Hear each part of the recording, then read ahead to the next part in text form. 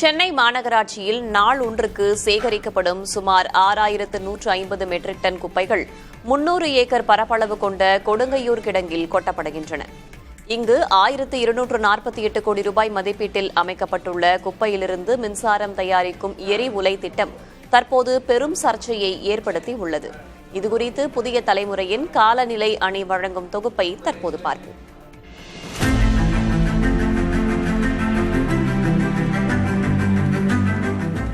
வடசென்னை குடியிருப்போர் நலச்சங்க கூட்டமைப்பினர் நடத்திய ஆய்வில் கொடுங்கையூர் எரி உலை கடுமையான விதிமீறல்களுடன் இயங்குவது கண்டறியப்பட்டுள்ளது.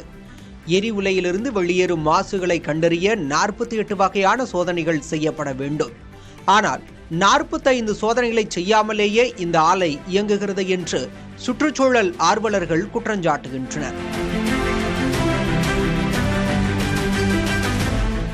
குறிப்பாக நச்சுத்தன்மை வாய்ந்த டயாக்சின் மற்றும் பியூரான் போன்றவற்றை சுத்திகரிக்க தேவையான ஆக்டிவேட்டட் கார்பன் பில்டர்கள் பயன்படுத்தப்படுவது இல்லை என்று குற்றம் சாட்டப்படுகிறது. மேலும் காற்று மாசை கணக்கிடும் 11 கருவிகளில் 3 மட்டுமே செயல்பாட்டில் இருப்பதாகவும் சாம்பல் மற்றும் நீர்க்கழிவுகள் குறித்த எந்த ஆய்வும் முறையாக நடைபெறுவது இல்லை என்றும் குற்றம் சாட்டப்படுகிறது.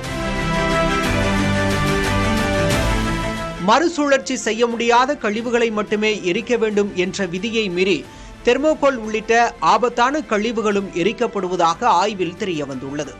தகவல் அறியும் உரிமை சட்டத்தின் கீழ் பெறப்பட்ட தரவுகளை முன்வைத்து எரிவுலையற்ற சென்னை அமைப்பின் டாக்டர் விஸ்வஜா சம்பத் புதிய தலைமுறையிடம் பேசினார். ஏற்கனவே விதிமீறல்களால் மணலி பகுதியில் மூடப்பட்ட எரிவுலையைப் போலவே கொடுங்கையூர் திட்டமும் பேராபத்தை விளைவிக்கும் என்று கூறிய அவர், இந்த நச்சுப்புகையால் அப்பகுதி மக்களுக்கு தோல் நோய், நுரையீரல் பாதிப்பு முதல் புற்றுநோய் வரை ஏற்படும் அபாயம் உள்ளது என்று எச்சரித்தார். ஏன்னா இது குப்பையை எரிக்கிறாங்க அப்படின்னா வெறும் குப்பையை எரிக்கிறது இல்லை, பிளாஸ்டிக்ஸ் தான் மெயினா எரிக்கப்பட போறது. நான் ரீசைக்கிளபிள் சாலிட் வேஸ்ட் தான் எரிக்க போறாங்க. அப்ப அதுல இருந்து நமக்கு கண்டிப்பா டயாக்சின்ஸ் அண்ட் பியூரான்ஸ் மாதிரியான கெமிக்கல்ஸ், இல்ல இது HCl மாதிரியான chemicals, sulphur di oxide, nitrous oxide மாதிரியான கெமிக்கல்ஸ், இது எல்லாமே உடலுக்கு தீங்கு விளைவிக்கக்கூடிய இல்ல கேன்சர் காசிங் ஏஜென்ட்ஸ் இதெல்லாம். ஸோ இப்படி இருக்கும் போது அங்க இருக்கிற மக்களும் கேன்சர் மாதிரியான பிரச்சனைகள் இந்த ரீசெண்ட் இயர்ஸ்ல அதிகமா வருது.